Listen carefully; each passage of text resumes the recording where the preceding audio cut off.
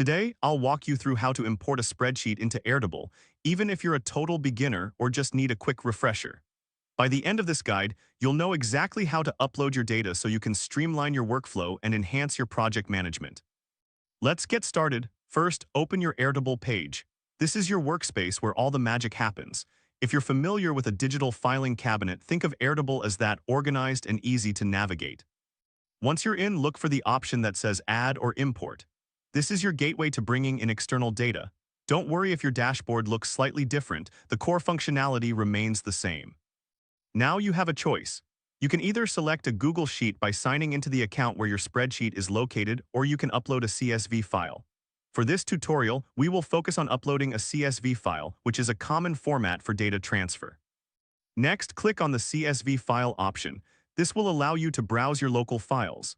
You might feel a bit like a treasure hunter searching for that hidden gem of data, your spreadsheet. After that, click on Local Files.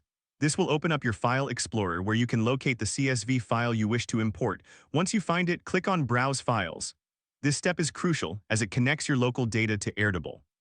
Once you've opened the file from your local folder, the next step is to click on Upload File. This action is like sending a letter through the postal service. You're delivering your data to Airtable. Now you will see an option to either create a new table or choose an existing one where you want to attach the spreadsheet. Click on Create a New Table or select from the drop-down menu. This is where your data will live, so choose wisely. After that, click on Next.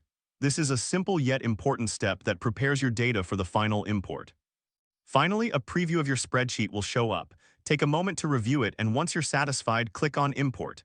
This is the moment of truth. Your data will now be integrated into Airtable. And there you have it. You've successfully imported a spreadsheet into Airtable. If this helped you out, please give the video a thumbs up. If you run into any issues, leave a comment below.